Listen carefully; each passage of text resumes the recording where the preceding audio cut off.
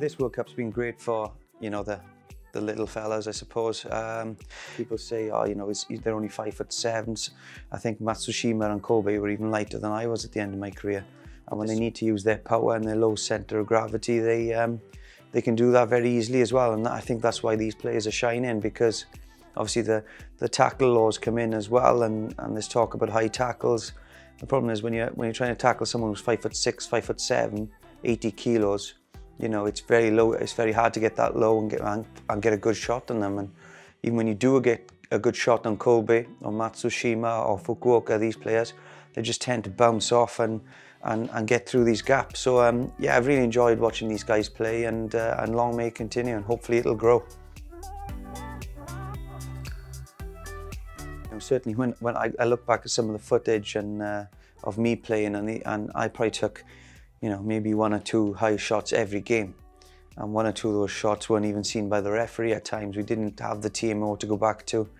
You know, someone would put me down and keep me down. Some I'd have to bounce off and, you know, kind of carry on afterwards. But yes, I like to think, you know, if I was playing now, that you know, I'd be up there with the Kolbes and the Matsushimas who'll be able to bounce off these tackles, make it very difficult for defenders to get hold of you.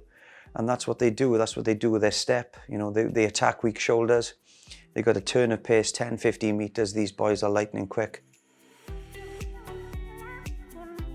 A lot scares me about this French team. The uncertainty of how they're going to play always scares me.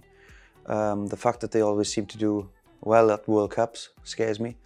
You're probably one of the most successful teams in the World Cup, France. And individually, those players, 1 to 15, and the players they can bring in and be part of that squad are world-class individuals. You know, you put all that together and you gel for 80 minutes, you know, they can win the World Cup. It's as simple as that. That's good in a way, because I'm sure the Welsh team will feel the same. They're not going to underestimate them. 2011 still stings, as far as I'm concerned, and for a lot of those lads that were involved that day that are still in this team. So yeah, I think the boys are ready. But yeah, certainly don't underestimate this team, I can assure you. No, not at all. Look, Josh has done really well. I think over the last 12 months, he's been one of the better back threes for Wales, and certainly in the UK. He's got better with each game. You know, the good thing about Josh is that when he scores tries, he gets excited and he wants to score more, and that's a sign of a good winger. Look, if Josh Adams is scoring tries and Wales get to the final and win it, then happy days. And if he beats my record, he beats my record.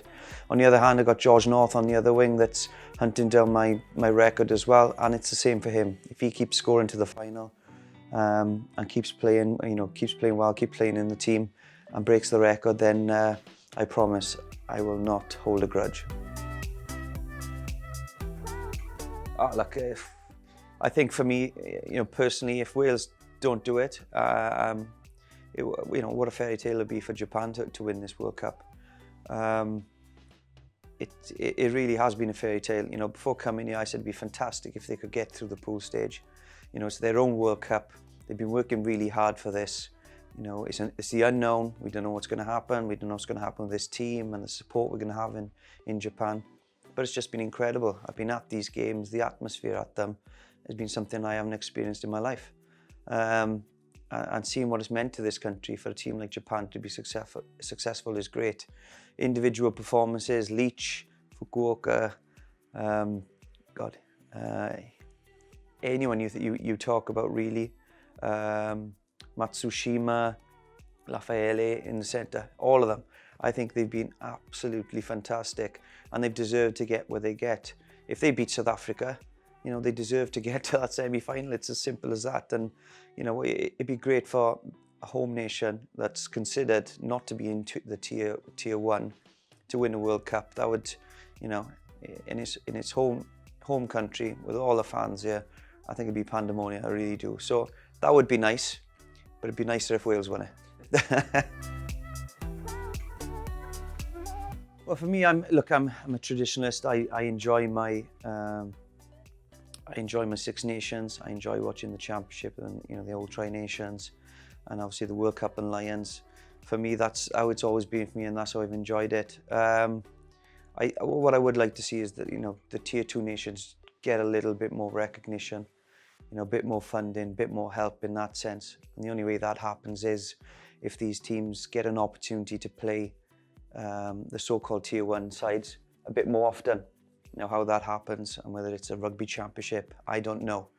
But, you know, I'd like to see that. I'm one of these guys that enjoys how it's going at the moment, but a few little changes in between would be really nice. But only time will tell. And, you know, I think we've already seen you know, the likes of Georgia improving, Russia doing well, Uruguay beating Fiji, etc., etc. Namibia doing really well as well. And I think we'd like to see that grow, and then by the time, you know, in a few years' time, we get to World Cup, and there aren't really other tiers. We're all quite equal, and everyone can have a go at this World Cup, and, you know, and world peace as well at the same time. I can't have it all.